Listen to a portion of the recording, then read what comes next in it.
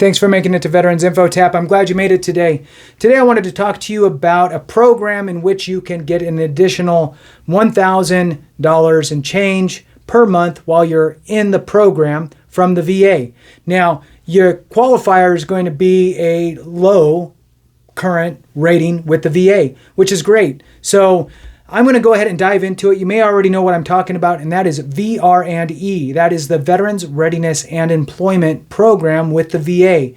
If you have a job that, or you lost your job because of, a service-connected condition that you have, makes it a little hard to do that job, or you no longer do that job because of that condition, and you need to do something else, you may need to get additional training and what have you to get you into a qualifying position to qualify for that next job.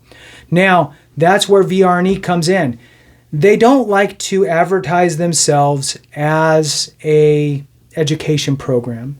Instead, they like to brand it as an employment program. And if education is the missing link, then they will help you get that education so you can get that employment, if that makes sense. So I personally have gone through the program myself. I applied for VR&E and was denied. And then I applied for VR&E again, and then I was denied. And then the third time I applied for VR&E, and this time my story resonated with the person and they approved me for the program, and I went through it, and that's how I was able to get my bachelor's degree. And I did mine all online, 100% online. And, I heard some people say that, they were able to get a laptop or a printer, these types of things. I requested it, nobody ever answered me. And so I just did that stuff on my own. And so the only thing that I really received through that process was they paid for my school and they gave me a monthly stipend.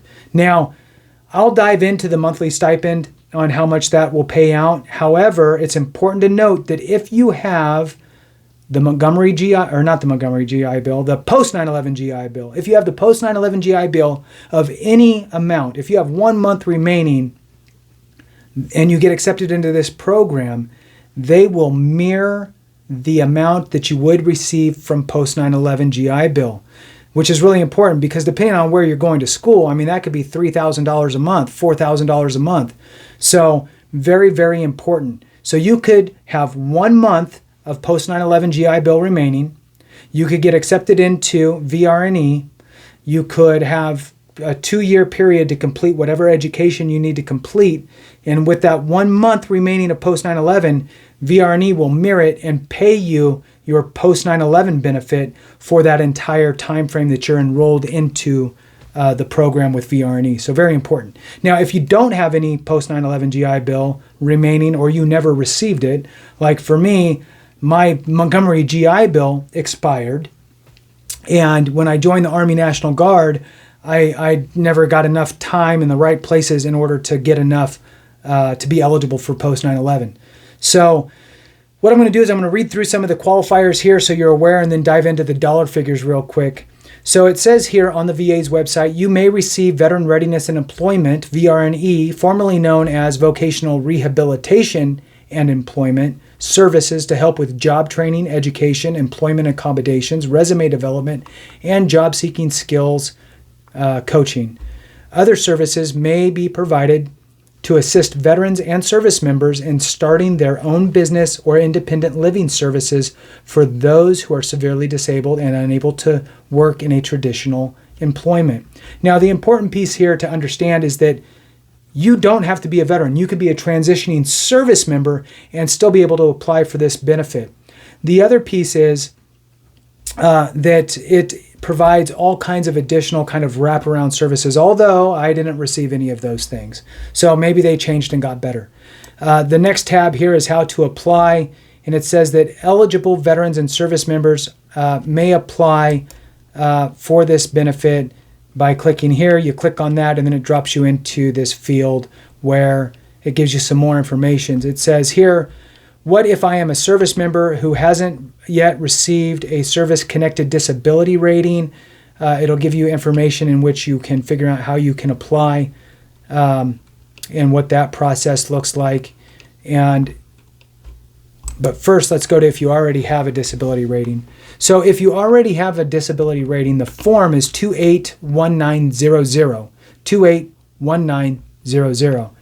And it says that the qualifier is if you're a veteran already and you do not have a dishonorable discharge and you have a disability rating of 10% or higher.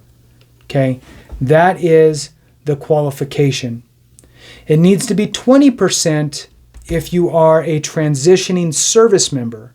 So if you're still in the military and you have a VA letter memorandum stating that you were going to have a VA rating of 20%, then that's going to qualify you for. So 20% if you're still in, 10% if you're still out, and that disability is affecting your ability to do your current job, right?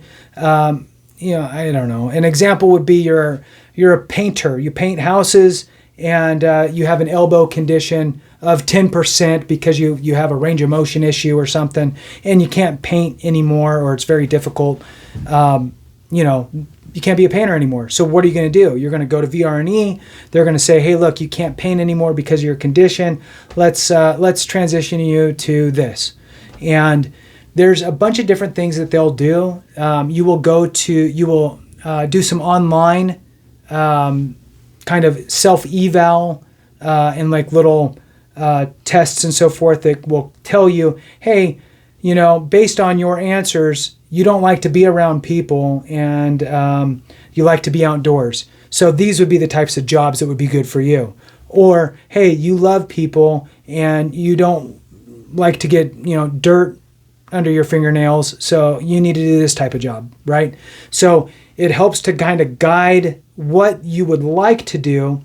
Then you will meet with a counselor who will then talk to you about your goals and read over the information that they got. They might give you some homework to do for them, and then they'll make a decision on whether or not you would be a good fit for the VR&E program.